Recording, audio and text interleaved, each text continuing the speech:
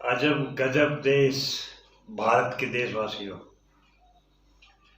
आप सबको मेरा doctor Ashok Gupta, Shri Balaji hospital Raisagar, district Ganganagar, Rajasthan का नमस्कार।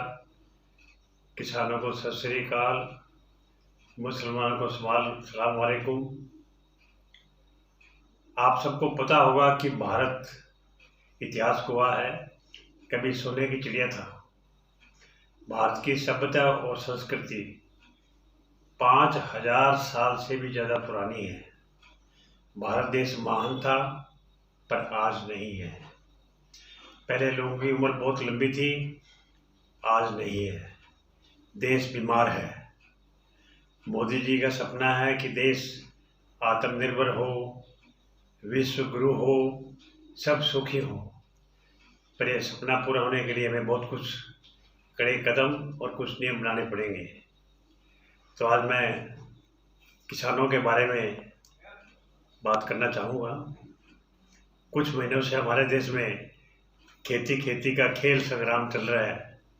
सरकार किसानों की तरक्की चाहती है और किसान कहता है कि हमने सुधरेंगे।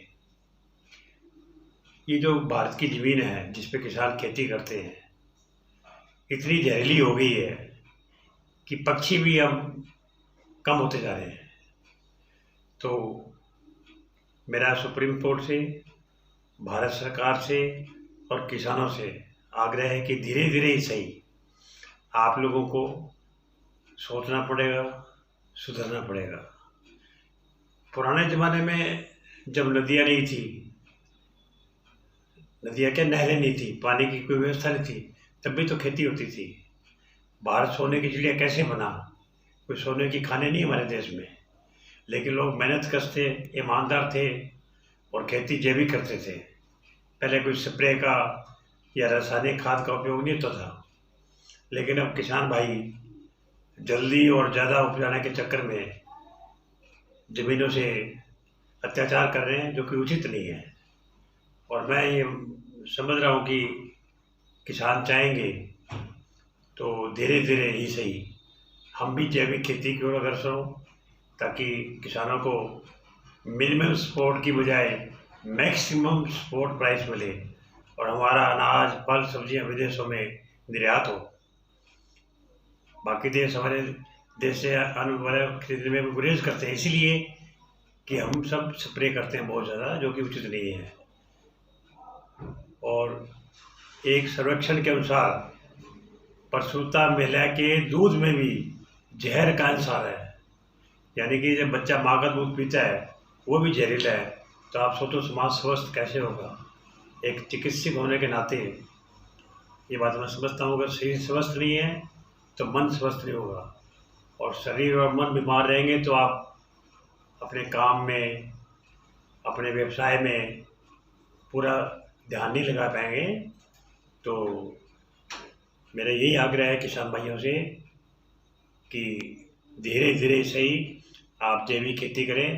पहले साल 10%, फिर 20% और 10 सालों में आप पूर्णतः जैविक खेती को अग्रसर हो। अब जैविक खेती के लिए आपको चाहिए गाय का गोबर और मूत्र।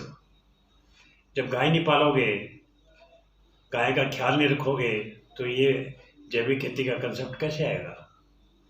मैं आपको बताना चाहूँगा कि पुराने ज़माने में भारत की जो परंपरा थी इतनी विशाल थी, संयुक्त परिवार होता था, चाहे कितने भाई बहनों साथ रहते थे, घर में आंगन होता था, घर में गाय होती थी और सब सुखी थे।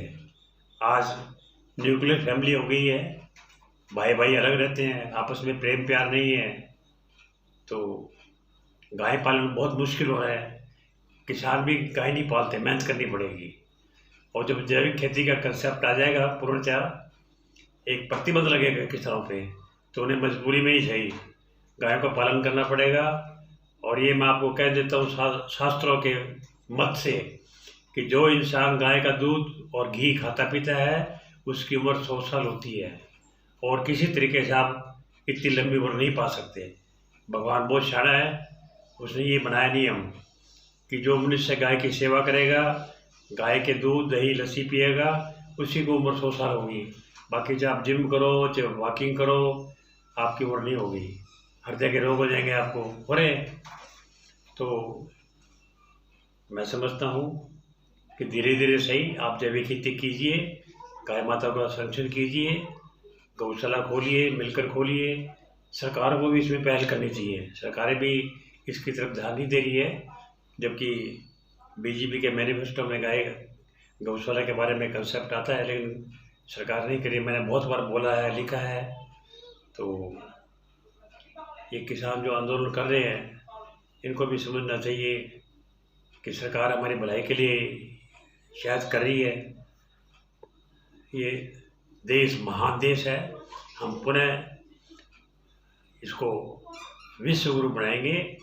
बस 2 काम कर लीजिए, पहला खेती में जहर कम से कम डालो, और दूसरा अधिक से अधिक गाय का पालन करो, गाय की सेवा करो, और हो सके तो गाय को चाहे विदेशों से मंगाना पड़े। आज संख्या बहुत कम गाय की, 19 करोड़ है, आबादी 135 करोड़ है।